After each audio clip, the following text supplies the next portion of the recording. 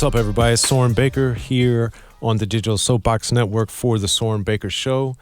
Thank you to those who are also watching us here on Unique Access. We appreciate you guys' support. Please be sure to subscribe, to like, download, share. Find me at Soren Baker at SorenBaker on all social media, and Unique Access, UNIQUEACCESSENT. And we guys appreciate you guys' support so that we can keep coming to you every week with the Soren Baker Show. And I've been fortunate, as you know, to have a lot of great guests coming on the show. And today's guest is someone that I've known since the 90s, since I was in college, since I was early in the game.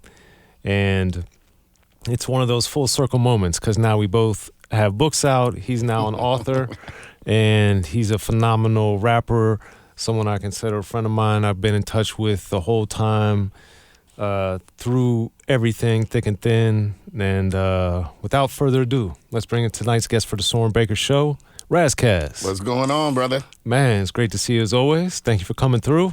Thanks for having me. Thanks for the history of gangster rap. Yeah, man, we got the History of Gangster Rap book that I wrote, and we have Ras Kass has his album Soul and Ice 2 and also his book Soul and Ice 2, which is, they're out.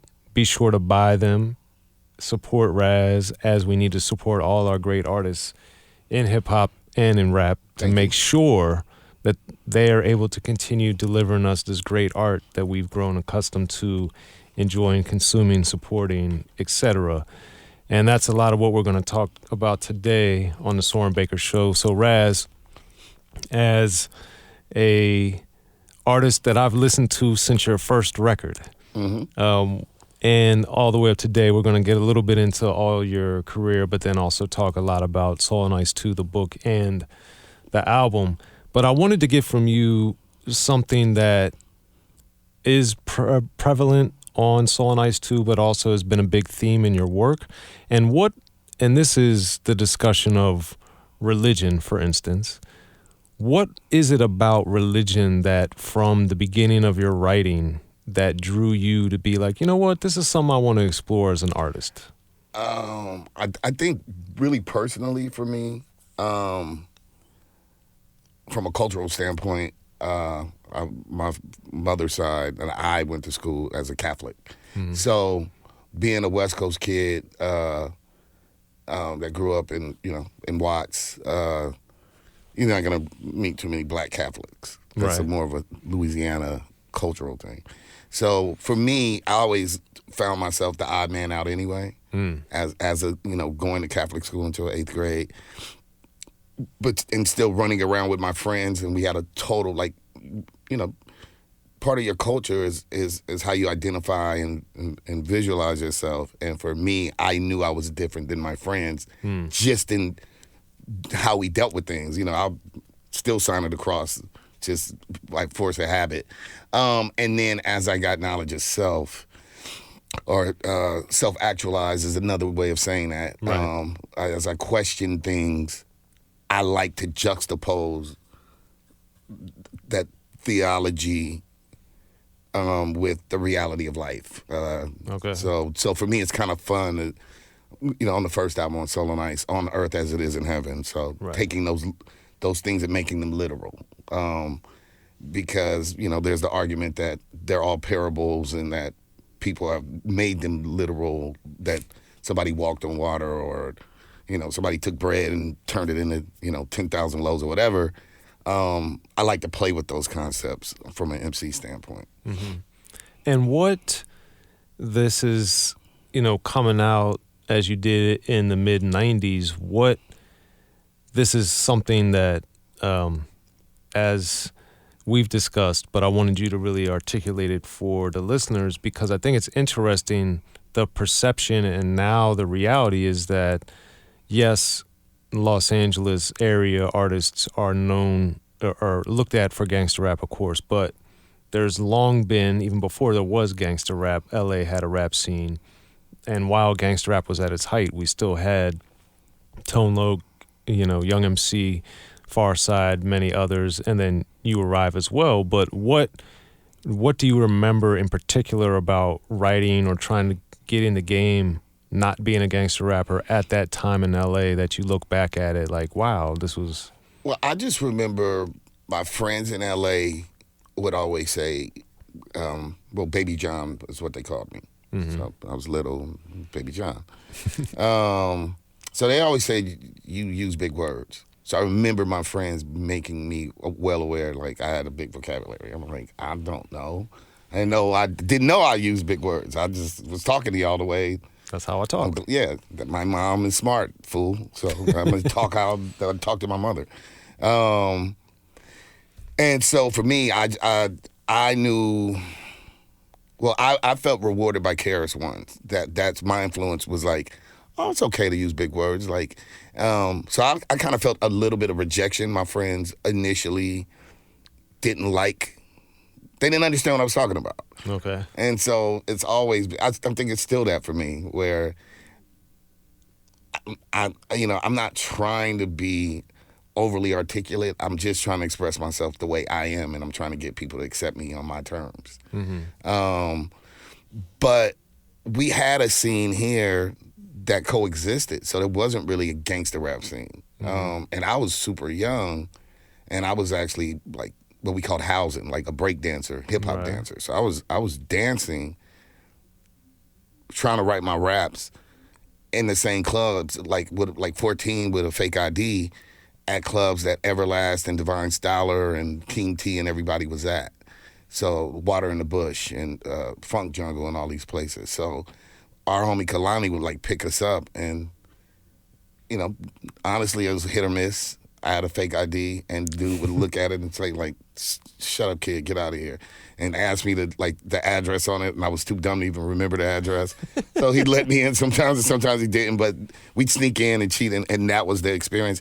And it was, like, I feel like hip-hop in 90 and 92-ish, because that's kind of when I was really starting to run around, 90, 91, 92, in L.A., there was no scene per se. Mm-hmm. I mean, before that, they had like Uncle Jam's Army and all these things, but I was nowhere close to a factor. I just didn't exist. Right. But around 90, there were only limited spots, so everybody went there, and it was rock dudes, and it was rapper dudes, and it was gang members, and it was cholos, and it was, it was hot chicks, and it was people on acid, on shrooms, on cocaine, liquor. This is where we hung, because this was the cool place to hang. Right. And only through branding and marketing, and honestly, the labels, the corporations, and the artists tend to puppet things that they're told, started making this separation between gangster rap, because you got to understand that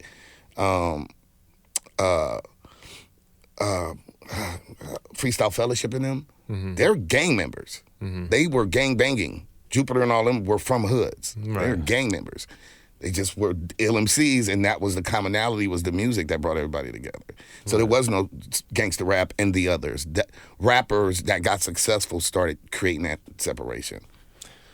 And we'll continue with that point in a second, but I wanted to go back to KRS-One, because I think, as, in my opinion, one of the top 2 rappers in the history of the game, what was it about him in particular? Because a lot of people, I think, don't value Boogie Down Productions to the way they should, and KRS-One. So for you, what made him in particular such a force? By Any Means Necessary with the Malcolm X. Right. So he's got a lot going on from the beginning. He's already gangster, but very well, like, to do that, to recreate that picture. Iconic photo. Right. Yes. It showed that he was well read, had some knowledge of self, was still gangster. And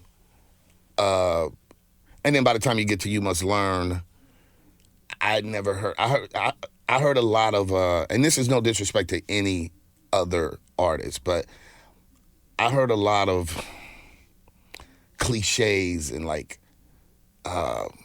rhetoric. Mm-hmm. And I don't mean to insult all the amazing MCs, but it would just be like fight the power, or KRS-One did dates and talking about inventors and who made this. Right. And so for me, right. it was a game changer, because mm-hmm. those were things I was reading or my mother had taught me, or, it was like anybody could say like, keep hope alive, or right. change your ways, or these things that people say that sound good on paper, but they're not tangible, factual, evidence. Yeah, and so very few people were rapping about Madam C.J. Walker or Benjamin Banneker, brilliant black man who invented the almanac. So for me, I wanted to be that. For me, I was like, this is where music should go. To me, like if you're gonna. I want to hear gangster stuff, and I want to hear some fly. I love my Slick Ricks, and I love everybody. But end of the day, we all can have different. Rakim is going to give you 5% knowledge, and then Jay-Z is going to give you hustlenomics, and Scarface is going to give you like self-inflection from a hood, from a G, like never seen a man cry till I seen a man die. But not very many were giving you, go read an encyclopedia, go read a history book, and this shit adds up. Stuff adds up. So on top of that, like you said before, super hardcore and gangster to where it was like, yeah, I'm smarter than you, but I'm also tougher. And than I'll beat you up too. Yeah, and I'll Boogie Down Productions. Yeah. 9mm goes bang, Yeah. Bridge is over. Like, I mean, he was the ultimate battle MC and the educator. He was like positive and negative. His yin and yang were killer. Right. And, for me, that, and he was using, he had a vocabulary that was, more than monosyllabic. Yes. And so for me, I was like, oh, okay, like that, I guess that's what I should be, striving to become, because he's really good at all these things that, I'm kind of into anyway. And one of the other things that I thought was super interesting too, and of course we don't know how things would have changed had Scott LaRock lived, but I always thought it was amazing. On Criminal Minded, you have Superho, and then on By All Means Necessary, you have Jimmy. Right. So I was like, here we have the duality of man. Right. Descartes, the duality of man. Your higher and lower self. Yeah, I think Chris, KRS-One. Yeah. Well, I mean, I guess everybody had posses, but yeah, Boogie Down Productions, they kind of had a posse. Yeah. Like I said, it was gangster. It was all of it. And then I didn't even realize back then that some of those records were rock records that they were sampling. Yeah. I didn't know that. No, I didn't know that either. Yeah, so they just had a different ear. They were on something. And I don't know if that was, Scott LaRock. I'm sure they fed off each other. That's why people become cliques, because they're, they build from each other. They just for me, it touched and motivated me to want to learn. And well, he called it edutainment. Yeah. So I always wanted to do edutainment. Yes, and now back to the LA scene where you were with discussing Freestyle Fellowship and the different scenes there. I always had the fortune for myself, and what ended up being my career as it stands up today, that I loved all rap. So even though I may like certain things more than other certain things, I always listen to everything. Right. So for me, listening to different stuff from the West Coast wasn't a shock, but why do you think to the outside people, once you started traveling, obviously at the time Patchwork was in Atlanta, but once you started really going around, what was that like to understand how other people saw it that didn't listen to everything? Well, I understand that the human brain needs to put things in boxes. Okay. White people do this. Black guys walk like this. West Coast looks like this. Right. The Bay does that. Atlanta does that. New Yorkers do this. They all say, Pac the Car, that's what those. And so we have these. We need to put things in its weird boxes. So I always tried to explain to people that Dale from High Road existed at the same time Ice Cube existed. Right. At the same time, like, I feel like the only people that got the ability to be, to create their own boxes was New York. So at the same time, you could have a Biz Markie. Right. At the same time, you could have a Kool G Rap. Well, look at Cold Chillin'. Yeah, right. Yeah, Biz Markie, Big Daddy Kane, Kool G Rap. Literally, I was going to name all of them. Okay. Yeah, you saved me the trouble. There you go. So and Master Ace.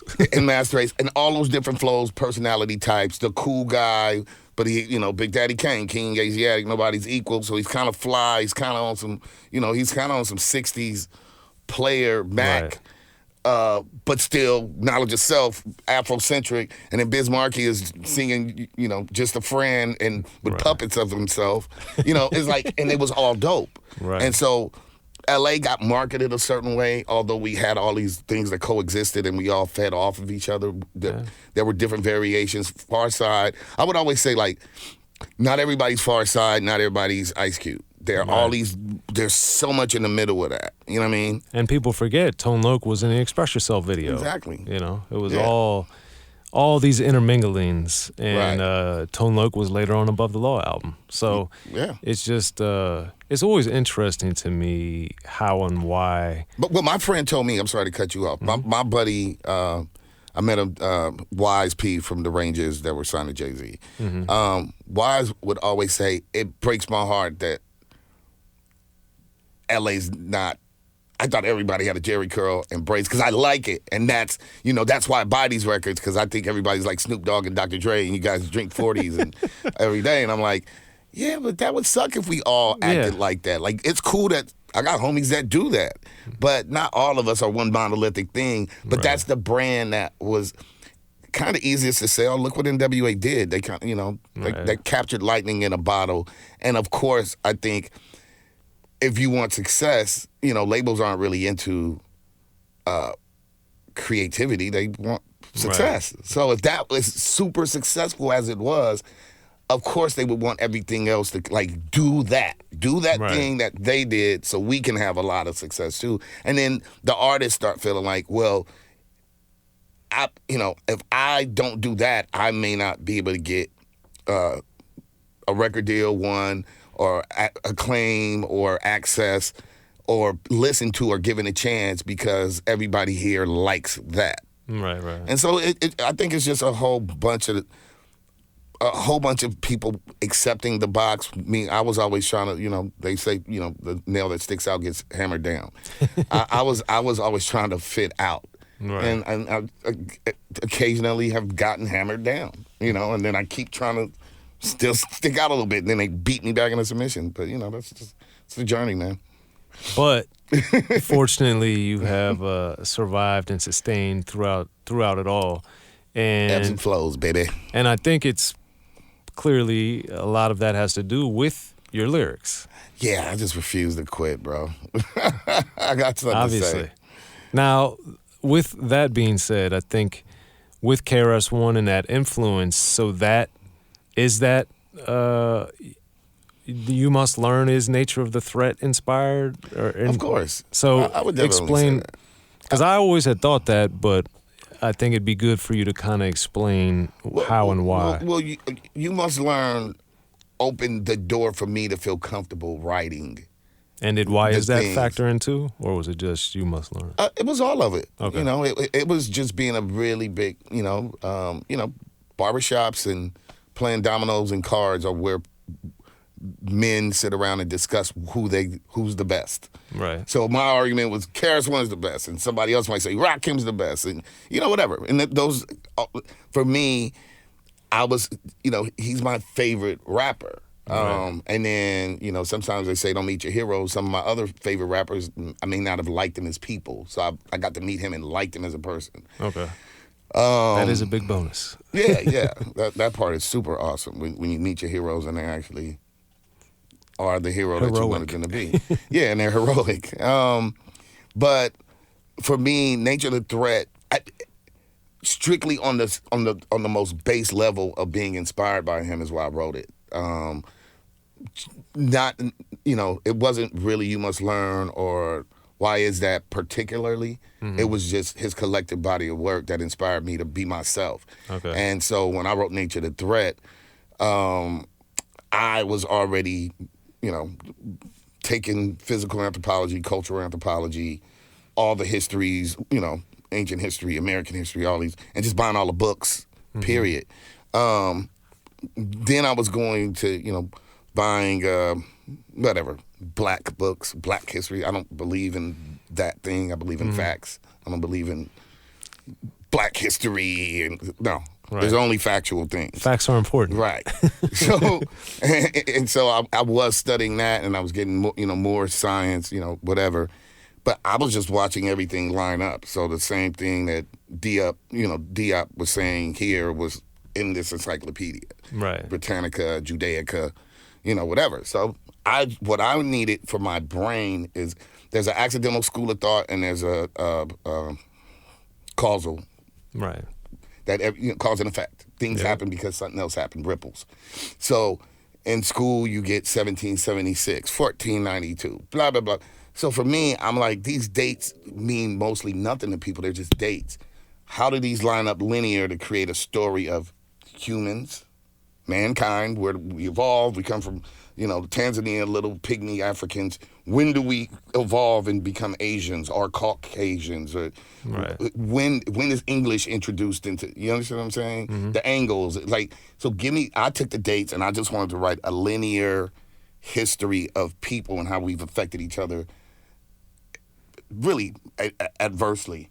Because before there was racism, there was tribalism. So I wanted to just figure this out and do, the Greeks took from the Egyptians. We don't get taught that in America. We just get Greeks and Romans. Right. You guys are swinging on trees over here. Or aliens made your stuff. Right. You understand what I'm saying? Yeah. Because man couldn't have done that. Right. You guys could never have done it. But ours, we made ours, but you guys could never do it. So, I wanted to write it out for myself. It was strictly selfish, the selfish need to understand linear cause and effect. Right. But I was really, I wrote it,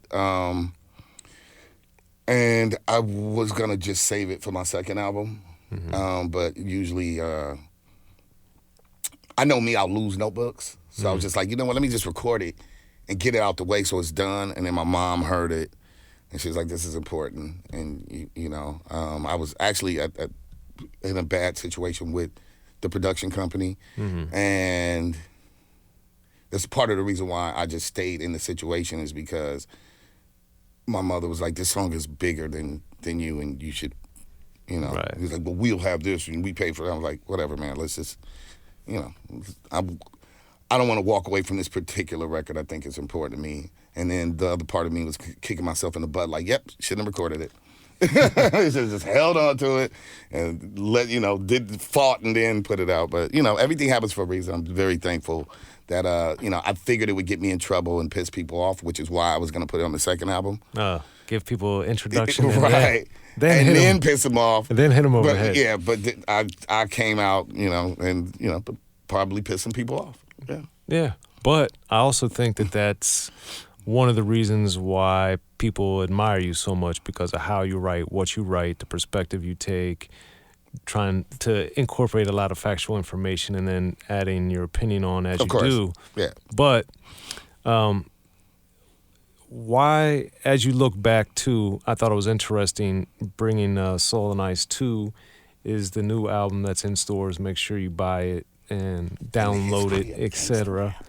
But with Soul and Ice 2, as you look back and as you've now read a lot more, what do you think is so important today about Eldridge Cleaver's book from where you got the title for Soul and Ice to Foot? Well, I mean, this, for me, I always said the takeaway, I made stupid mistakes, and I put myself in juvenile hall when I got that book. So my mom bought me lots of books.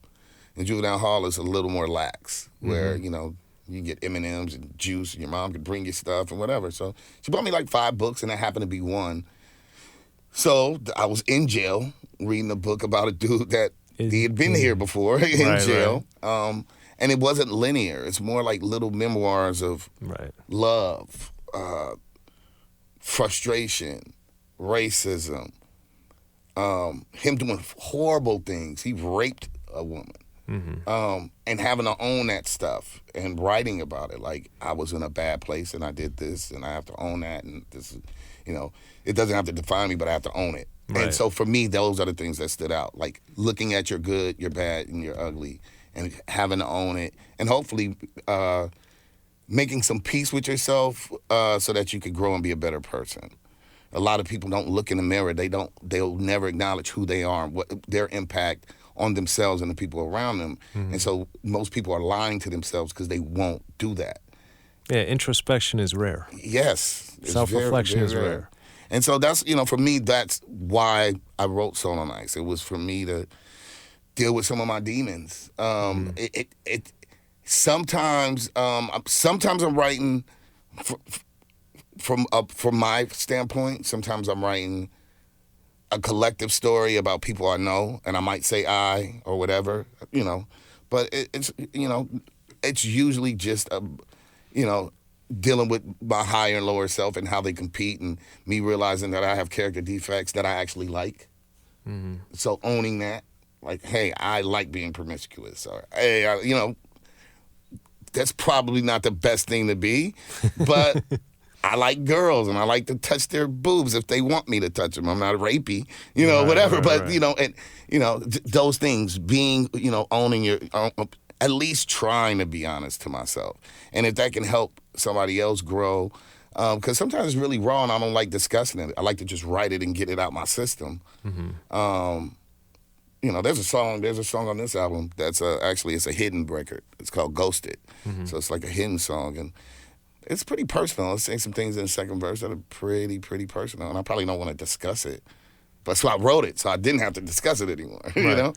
Well, that's one of the interesting things about your career and the totality of it is that I think people, the perception, as we like to talk about perception and boxes and different theories and stuff, I think it's intriguing that a lot of people look at rap and they don't realize that there are, and you being one of them, successful, sustained lyricists that have these careers that can last decades. You're an example of that. KRS-One is clearly an example of that. So why, that being said, why do you think people have a hard time understanding and appreciating that? Like people... Because we like the shiny object.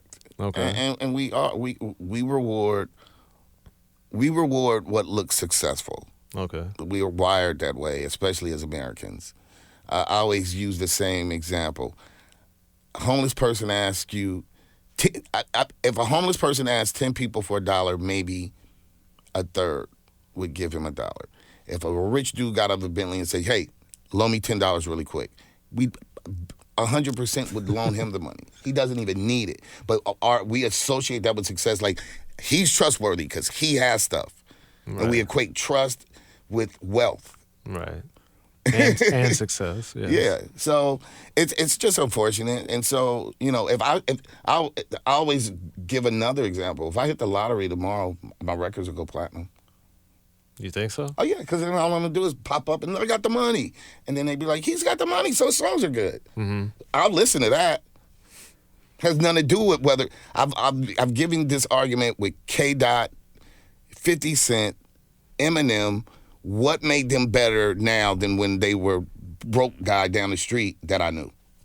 They weren't any better or worse. They were the same artists. But if Dr. Dre says it's cool, everybody pays attention. Right. You understand what I'm saying? When success says it's cool. No, I got you. If Jay-Z tomorrow said, Ras Kass, I watched Dr. Dre say Kendrick Lamar's name. Power 106 one morning, he accidentally, he calls in. He's like, so what you listening to? He's like, yeah, I actually just got this demo tape, this kid, Kendrick Lamar. Bro, they start playing that record on rotation the next day. Right. Because we're wired that way. Good for Kendrick and good for Eminem and good for 50 Cent. I'm not taking away from them. I'm saying I came across those people and I believed in them. Right. I always say nobody can take away from you what God gave you, your talents, your gifts. Right. But you can definitely have somebody rewarded or not let it shine. And people tend to, that's why people spend money on commercials. McDonald's will always shoot commercials because it's not that the food is the best. Right. It's just that your kid is going to keep bothering you. Like, I want that burger and I want that Happy Meal with that garbagey toy, but the fries are fire for the first 2 minutes. So they're going to keep marketing to you, and that's what, the one who markets the most it's going to be on your brain. As humans, we're out of sight, out of mind. And unfortunately, underground hip-hop doesn't have a lot of support within mainstream music right now. True. So, BT is not an outlet for lyrical hip hop. Our radio stations aren't supporting that. So now we have dance, trap, kind of girl-friendly, 13, the demographic is 13 to 23-year-old girls. And that's what the music is. It's strip club, dancey music for girls that gyrate. And so if you're not really making that, then you're not cool. And it's unfortunate because only in hip hop is something called rap, and you're not rewarded. Like, I can't be a skater and not be able to skate. I can't play baseball and not be able to hit the ball. This is the only job. You can't be a comedian and nobody laughs. And not be funny. Right. This is called rap, and they're like, oh, that's too lyrical. It's like, so we should call it not rap. Right. Singy, jingle? Right. That should be different. You're jingling, baby. Yeah, jingle. Yeah, I'm a jinglist or something, but bro, this is called rap. Right. And you're telling me I'm too good at it. That's crazy. Yeah. Well, that's one of those things. You're overqualified. Right. We can't hire you. You're too good at your job, or you'd be too good. Yeah. I've never seen, and literally the outlets close purposely. I feel like we don't want to hear that it's too smart. We'd rather hear this really dumb thing because it's easier and more digestible. Well, interesting. I agree with that in general, but I would say, though, I think folk. I think some singing you can get away with it because here's an idea. Back to your popularity standpoint, and I remember when I was working on getting into writing books, I'd had my first book out, and then I happened to be in a Barnes & Noble, and I was like, I had a couple other deals fall through and all this other stuff, and I was like, man, how come I don't have another book deal? Like, I'm writing for all these magazines, I've written for all these newspapers, and I had one book out, what's going on? And then I just looked at the shelf, and I saw the one that stuck out to me was Britney Spears. And I was like, that's why I don't have another book deal.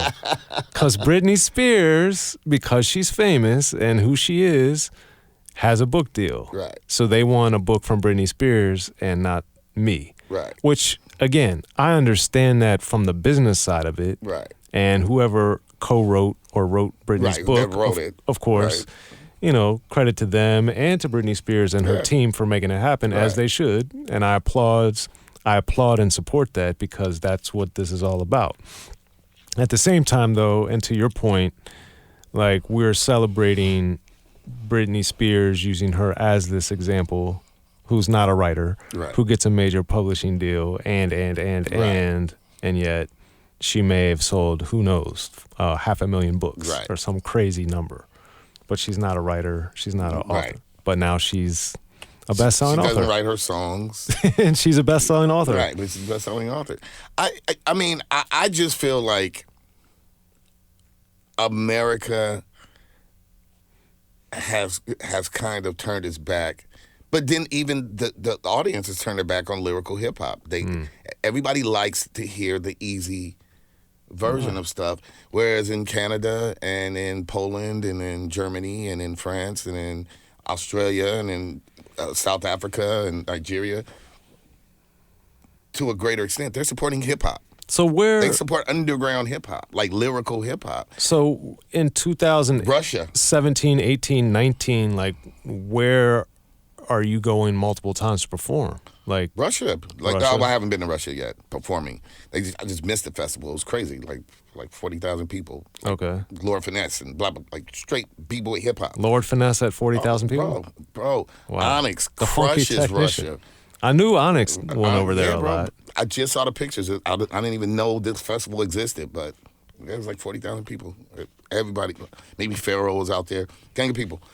So hip hop is alive and well. Around the world. It's just not popular here. And so it's kind of what we did to jazz. And, I hate to make things black and white, but I have to tell the truth, shame the devil. So urban people create rock and roll. Urban people create jazz. It gets popular. It gets watered down. It's the cycle. And so the jazz artists move to Europe. because it can't make a living here. Right. And then Kenny G's getting all the money. No disrespect to Kenny G, just saying. That's what happens. Somebody else gets the check. Right. There's a new version that's a little more mainstream, a little more digestible, and then they run with that, and then sometimes, and then even the audience that created the art form turns its back and is like, well, that's the cool thing because it's selling a lot, and they turn it back. So hip hoppers turn their back on hip hop. American hip hoppers turn their back on lyrical rap, and literally, I call it the 2-man cycle. Biggie, Pac, Jay-Z, Nas, Kendrick, J. Cole. They only let 2 lyrical dudes win every 5 or 6 years, bro. And then Eminem is the constant because, once again, it's easily digestible when he says, I'm coming out the closet, Mom, I want to kill you, and I'm going to put you in the thing, and then I'll kill you. And he's like, oh, he's hilarious. He's really smart. If I say I hate your mom, oh, this guy trying to kill his mom.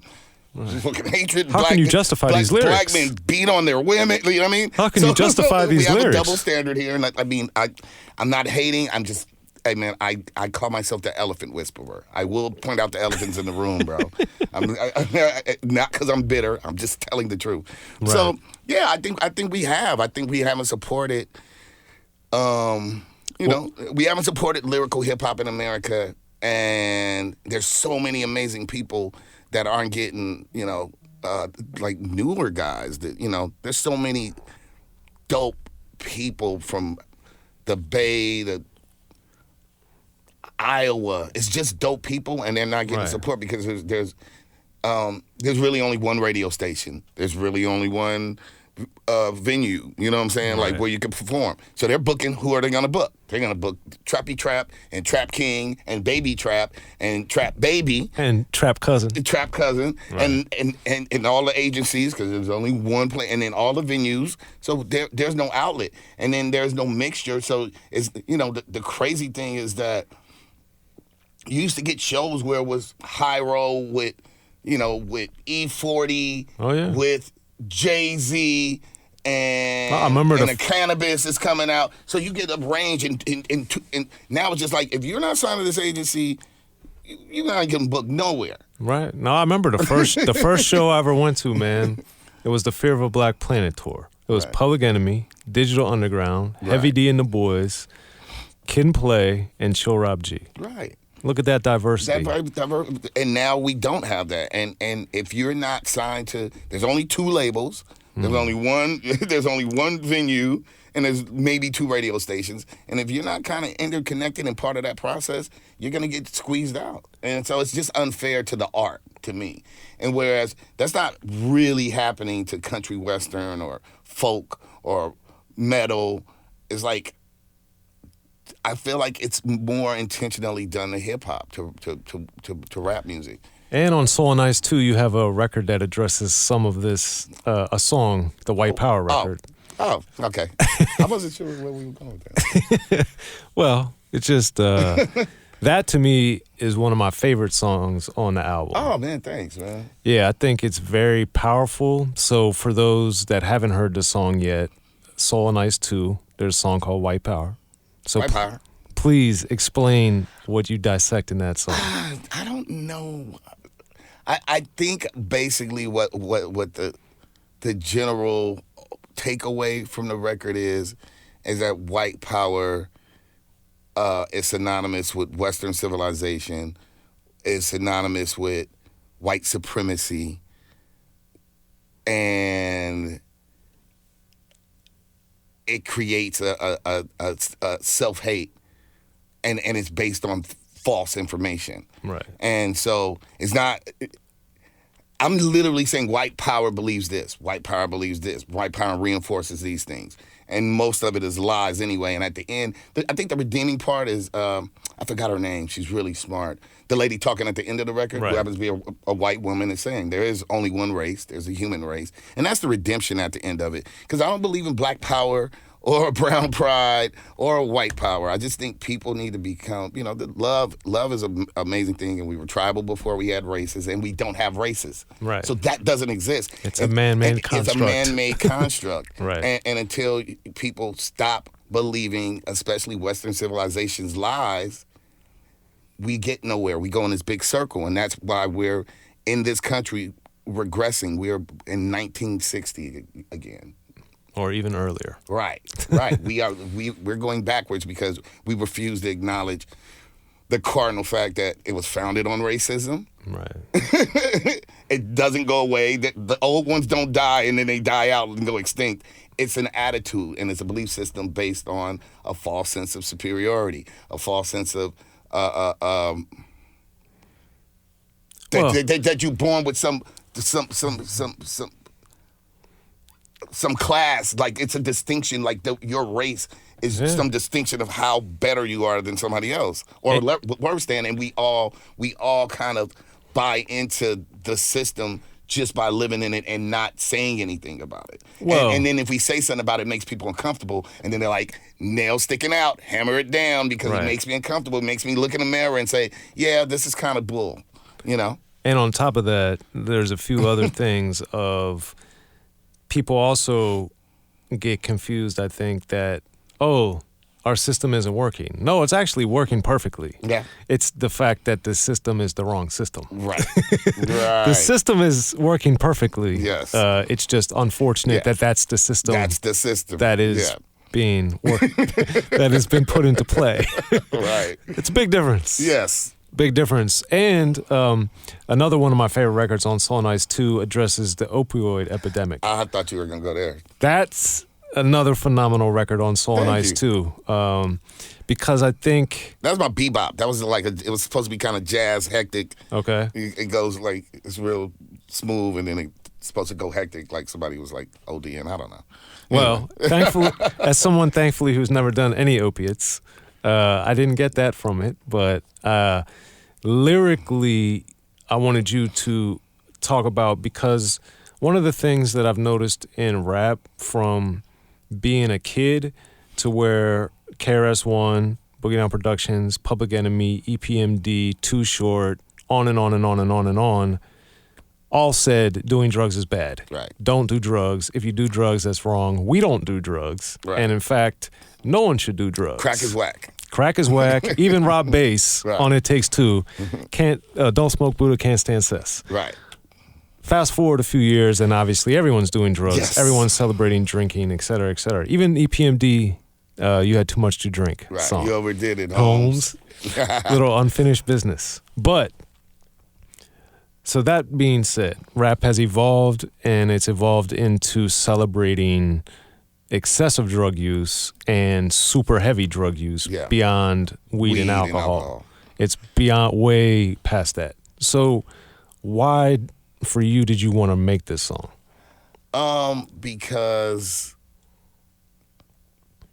well, Ice-T, this guy.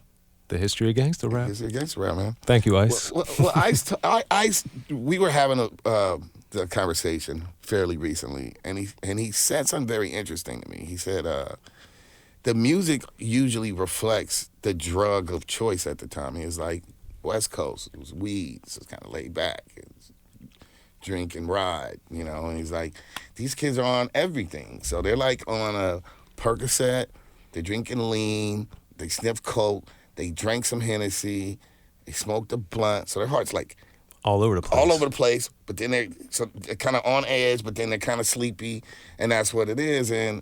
And I think, especially when you know, who's considered the drug, you know, the Mexicans, they're the mules and all that, and then the black guy sells all the drugs, he's a criminal drug. And I wanted to explain that your drug dealer is big pharmaceutical companies, and now the truth is coming out that they knew what they were doing, right? Along with the doctors to prescribe, and it's killing. You know, when the niggas and the brown people do it, it's an epidemic. We're like little rats, bro. Now that the white people are dying all over the place, yeah, like it's a crisis. We need to fix it. We don't need to put him in jail. We just need to help him. We need rehab, right? Everybody needs rehab now. And once again, the Mexican guy didn't give it to you. Right. The black guy didn't sell it to you. Half of you are making it yourself, but and blowing up stuff.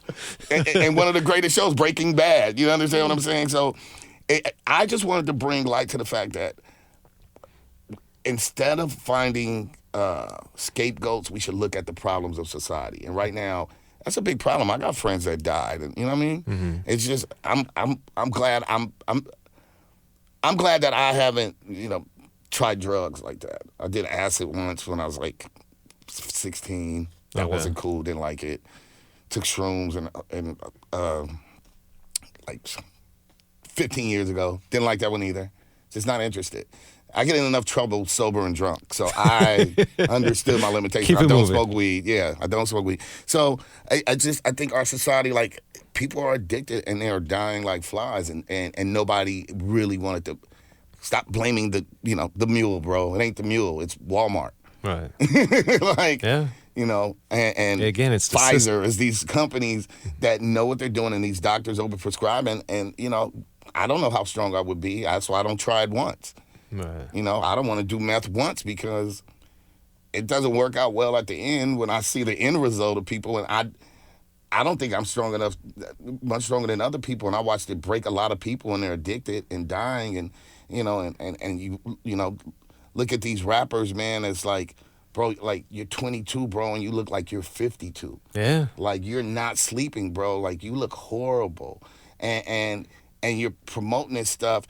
And if you listen to the songs, most of them, it's almost like, I'm not a real religious person, but my mom does say, like, things have spirits. And, there's an aura of those drugs where these people's songs are just like, I'm addicted.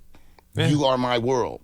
Like honestly. They're writing love letters to cocaine. They're writing love letters to opioid. And heroin. And heroin. Yeah. And that's kind of crazy when every trap song, I can't feel my face, and you take me there, and I can't. And I some of the hottest records right now are, the bro that died. I forgot his name. The white kid. What's his name? That died. The white kid that died. Oh, you're talking about Mac Miller? Yeah, Miller. He had songs where he's like, I'm addicted, and I shouldn't be addicted. And it's like, right. Bro, that's sad to hear. Like, right. Like, that's horrible, and I don't want that for anybody. But that's the state of music, promoted it, and now society's suffering because the 17-year-old girl is busy, before she even knows what she's doing. She's on 2 Percocets, and she drinks some, and then they die. Yeah. They die at like 24. And that's crazy. And then now they're adding fentanyl to the mix. Right, yeah. Which is a whole different machine. Yeah. So I wanted to bring some awareness about it, about our country. We're like a certain small percent of the population, world's population. We have like the most guns and the most opioid and drugs ever. So we have an American problem. Oh, we dominate. And we are the problem around. and it's crazy to watch. The Republican talking point was, you need a hero with a gun. It's like, bro, like. No, the better one is video games. Like, bro, that's so 80s. Don't blame the video games. Right. So Japan has lots of video games, too, and they're not running around popping everybody out, bro. Yeah, they create them and play them just more than we do. More than we do. But, we just, our society, I think they're all symptoms of a bigger disease. And I think the American experiment, it's a beautiful thing. I'm happy to be here. I'm happy for the journey. It's just we got to address, there's some elephants that we need to call out. So I like to, I like making fun music too, man. I like partying and having fun. So I'm into edutainment. There's the White Powers and the Opioid Crisis records, and then there's another one, Silver Anniversary. Right. That's another one of my favorites. Thank you. That's probably my third. Of those are probably my 3 favorites on the record. So Silver Anniversary is not nearly as heavy, right? As the other. It's a little sarcasm in that one. I'm just kind of talking about things haven't really changed, but they have, and why the dudes do this. Yeah. But it doesn't pissed off the Asian girls. It's hilarious. Yeah, yes, but it also is not as. But as we're talking about music, it's also not sonically as heavy, right? Probably as the other 2, I would say, right. And it's more also ties into the release of Soul and Ice 2 with approximately 25 years. Well, I started the record in 1995. Okay. So, actually kind of 94-ish. So it's about 25 years. Okay. But that one's another one of my favorites. And I think, too, that it's also interesting because again, I always am amazed that people forget that lyrics matter, and you're a testament of that, and your sustained career is a testament to that, and that's something that I think cannot be discounted. So for you, as someone that I consider and a lot of people consider a supreme lyricist, why are lyrics so important? There are time capsules, and whether it's for me, it's personal. For other people, man, there are people from London to Las Vegas, scholars, some people are teachers at universities and high schools, black, brown, yellow, green human beings, fathers that say, my daughter, I play Nature the Threat, period. Thank you. I teach at this college and I play this for my students. And, when we're dead and gone, I mean, art is forever, so this is my attempt to live forever, that my great-great-grandkids can understand who I was, probably see I try to talk about the human journey, and so that they could see parallels in the future, that people don't really change, and there's still going to be some jerks and if we get aliens here, then that'll be a funny one, because then the green people will be more important and the white people will know how it feels. You know what I mean? Like, I think life's interesting. Like, when China takes over and we're all getting surgery, trying to get our eyes a different way. Like, that's these things, circular, cyclical, this human journey. And so I'm just documenting that, man. And I want, in my time, on this planet, I feel like I work hard, and I want my equity out of this journey. So I want people to, when they mention the top rappers that, if we talk about lyricism, then I deserve my place. And I watch sometimes, like, whatever. The homie did his top 50 list, and, opinions are like assholes. So whatever. I'm not mad at whatever. But I know who I am. And I want the world, because the average consumer doesn't know who I am. Right. So I'm still fighting for that, and that's why I'm still making music.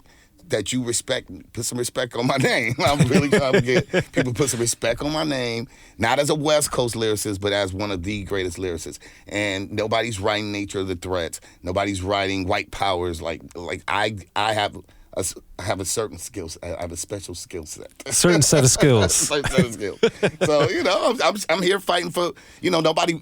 If you playing the game to be in second place, you are an idiot. Right. So I'm fighting for first place status, and congrats to all my brothers that's getting theirs, but I'm coming to get theirs too, because that's what friendly competition. And I enjoy this MC thing, and I've been blessed to be able to do it, 2/3 of my life professionally, and I'm not done yet, and I really feel like you put me up against anybody, and you're gonna have a problem. Right. I don't care how popular you are. That has nothing to do with your bars. Exactly. People get success and skill confused. Right. They really do. They do. But I also think it's important, too, you have the book, Soul and Ice 2, which is accompanying the album. And, for those people, be sure to buy it, because it has a lot of Raz's lyrical pages. Right, yeah. So I wanted you to explain the concept and why you did it the way you did it. Well, for one, so every MC, I think it's some subconscious thing back in the days when I first started wanting to be a rapper, and you would hear the raps like, bite my style, so you had to like hide your notebook, because the whack rapper would bite your raps. Happened with the Grandmaster Kaz, man. They took his notebook. Right. So I didn't have anybody trying to bite my little whack raps, but so you start writing these weird patterns, and watching Busta Rhymes write a rhyme, and he only writes in the margins. Mm-hmm. Watching how Rakim starts from the last line and works his way up. All these Eminem writes in these little sporadic little circles. So we're all pretty interesting. I write. We all have our own different ciphers of how we write our rhymes, I think subconsciously, so the sucker MC biter can't really read your rhymes. And so what we wanted to do is document my thought process, how I write, these songs. And, I'm blessed to have, the majority of, I had the notebooks still because I ended up losing them. I wish I had the notebooks for Solo Nights and all that. Right. So, yeah, we just photocopied, not photocopy, we took pictures of the actual written rhymes, and then we typed them out so they're legible and you can also read the complete thoughts. Maya Bailey, who's an amazing tattoo artist in Atlanta, he drew art based on what he got out of the lyrics. The KMD fan out there will enjoy one of the drawings. Yeah, one of the drawings. Yeah, it definitely looks like that. You hit the nail on the head. So yeah, and then we kind of photograph things that I would use in my creative process. So, for instance, because I thought this was cool. Yeah, because I drink a lot of that. So there's that thing. There you go. So that's part of the process every once in a while. I don't really drink and rap a lot, but every once in a while I do that. And so it was just kind of cool to capture the process of creating this project. And, I'm very thankful, man. I'm really thankful to everybody involved, including you. You did the foreword for me. Well, thanks for bringing me in on that. Man, it's a blessing, man. I'm just, I'm excited. And then I feel like KRS-One and probably Chuck D told me that, this is one of many different things I'm going to do. I want to write more. My mom's been wanting me to write, period. Mm-hmm. So this was like the first start of going into actually writing. But they're like, you need to publish because you're more than just a rapper and you have some important things to say. And don't let rap be your only vehicle. Plus, when you publish, then, there's more validation for you to be able to speak and do other things. So it opens other platforms to me. Yeah, now you're an author. Right. Yeah. So tied into all of that, and something that I understood it as a kid, but I've grown to appreciate it more is now. But I really look at, and of course we're talking about the elevated lyricism, not just the bass lyrics. But I do think that rap is an excellent way to celebrate this segment of Black intelligence in a way that it doesn't ever get acknowledged, really. Right. So, A, do you agree with that? And I do. And if you do, why? How can we as fans, we as people in the culture, we as people that promote it, celebrate it, support it, etc., how can we, beyond writing books, beyond these things, how can we help celebrate Black intelligence in such a... I just think, I just feel like support somebody that deserves it. Because a lot of us, and I mean this in the nicest way possible, but Eminem and Jay-Z don't need my money anymore. you understand what I'm saying? Like, right. As much, but there was a time, Royce don't really need my money no more. He's in a good way. Right. There was a time when I would purposely go buy Royce's stuff because as a fan and as a friend, I believe in him. And, and him and him weren't talking at that time, whatever. And thank God they worked through that and, and found that brotherhood again. But, I would always buy Royce's stuff because I felt like he needs that 1099 more than, so-and-so or so-and-so. And so like Pharoah Monch, there's so many, I don't even want to not mention people. Right. There's so many talented people that just, I think we get used to, it's the McDonald theory. They keep doing a commercial, we keep buying those French fries. Right. Meanwhile, the mom and pop lady that really uses real potatoes and everything, we just drive past her, then she goes out of business. And you're like, man, I wish I had some real French fries. I'm like, well, you never went to late. You had your chance. You had your chance, so you got to support. I always say, be proactive.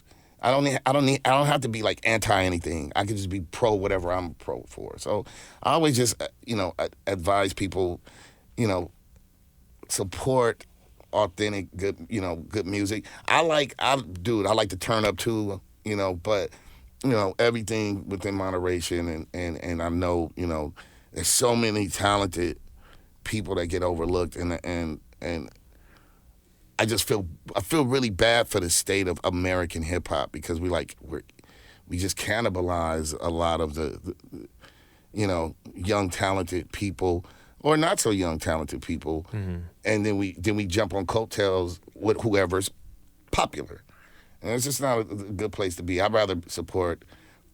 Like I said, I did a song with K. Dot when he was K. Dot. You know why? Because I thought he was dope. I was asked to do the song, and I was like, he's dope. I'll do it.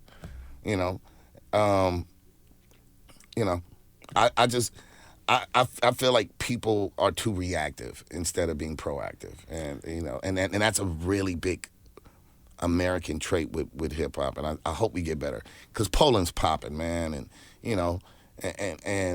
I mean I always would say that about the West Coast. I'm like, it hurts sometimes to feel like I get more love in Oakland than I get in my home, or I get more love on the East Coast than I get on the West Coast. Like, it's almost like we take it for granted a lot. And this thing of ours, this culture is awesome, and it gave us our journeys in many ways, man. It fed us, and then we like kind of spit on it, and I hate to hear people say, yeah, I'm a hustler, I don't care about rap. Well, then what? Get out of it. Right, stop rapping. Right, stop rapping. That's such a disservice. It's so disingenuous to something that changed all our lives and our families, and introduced us to many of our friends, and many of us are going to retire doing this. It's like, don't spit on a culture that came from nothing, and that gave us so much. And gave you your opportunity. Right, yeah, that's all. And tied into that, on Soul and Ice 2, one of the other records you have on there is titled LL Cool J. So how and why did you come up with that song and the title for LL? Okay, so, for some reason, I think I was on an LL Cool J run writing this album. He is, in my opinion, he is the best, and KRS is number 2. Those are my top 2. He created the GOAT talk, so he's that He dude. he did what Rakim said. I take a phrase that's rarely heard, flip it, now there's daily word. LL changed, not the definition in slang, he changed it in the country, in the whole English language. Yeah, man. For GOAT, which is because I was trying to explain to someone that was younger than me that GOAT, when you called someone a GOAT, that meant a scapegoat, like a failure. Right. And LL flipped it to greatest of all time. And now sports people use it. It's just part of language now. And LL did that. He was actually the first fly. He was talking about Moet and all that, walking with a panther. Like, he's fly. Oh, yeah. On the album cover. Yeah, on the album cover. And got dissed for it. Also, took an L for it. Took an L. Then took an L. So I do a lot. Catch an L, then another, let the ladies love you. So I do a lot of LL references. There's like 4 on this album. And it's just, it's actually a salute, because I do not want the GOAT to come after me. So with but the reason why I called that particular song LL Cool J was the song's called Love. Well, the hook is Love 'Em and Leave Them. Right. And ladies love Cool James, but I was Love 'Em and Leave 'Em Cool John. Gotcha. So it's a play on I'm LL Cool J also, but I'm Love 'Em and Leave 'Em Cool John. Right. But salute to Cool J. And then my next video, I actually wear the red Kango, because my hat is like a shark's fin. Right. So it's a lot. I don't know. I was just channeling a lot of love and respect for Cool J on this album. So, yeah. There it is. You got to give credit where it's due. So I had to, he is the GOAT. He is, man. He is. He started the combo. My GOAT might be KRS-One, but he right there too. Yes. Yeah. So, Ras, for the people, everybody needs to get Soul and Ice 2, the book and the album. And then for people that want to see you in concert or find you online, what's the best way to do that? The best way to reach me is my Instagram at RAS_KASS. My Twitter just got verified. Thanks, Mellow Music. So that's cool. And if you want anything, there's a site. It's campsite.bio/Ras Kass, and you can get everything. It'll just open up, and you can go get a T-shirt, and you can, whatever. You can buy the book. You can get the audio book. I don't have one of those a lot, but it's a digital one. Close enough. Yeah, we got cool stuff. Yes. Well, there it is. Well, Raz, thanks for coming here. Thanks, Soren. Yes, for the Soren Baker Show, man. Very pleased to have you come through, and always a pleasure. Thank you, brother. I appreciate you. Thanks for having me. Yeah, man. Always, man. And make sure to like, subscribe, share, support Ras Kass, Soul and Ice 2, the book, the album, and Raz's merch. Be sure to see him on tour around the world, and also do the same for us, please, for the Soren Baker Show here on the Digital Soapbox Network. And if you're watching on Unique Access, I'm Soren Baker. Appreciate it. We'll catch you guys next time. In the beginning, hip-hop was ruled by the East Coast. Then the West Coast rose to prominence thanks to gangster rap. Straight out of Compton, crazy motherfucker named Ice Cube. Hip-hop changed the world. Gangster rap changed the narrative. I'm representing for the gangsters all across the world. And then changed the world again. Cause I'll come and take your life away. The history of gangster rap features unheard stories, unseen photos and documents, all with exclusive interviews from the founders and players who shaped gangster rap. I think a real gangster rapper has to scare you a little bit. The history of gangster rap written by veteran rap journalist Soren Baker. In stores now. Yo, what up? This is DJ Quick. Be sure to pick up my homeboy Soren Baker's book, The History of Gangster Rap, if you really want to know what we do.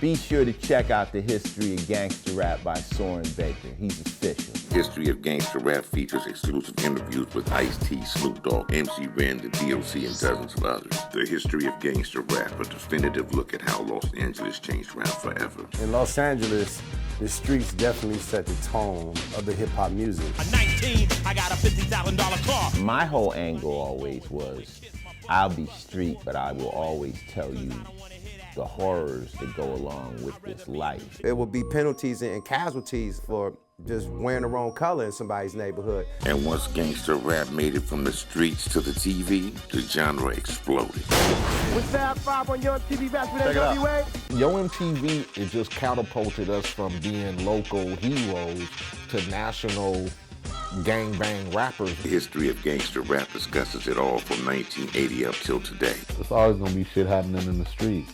You know what I mean? So it's always gonna be something to talk about. The history of gangster rap in stores now.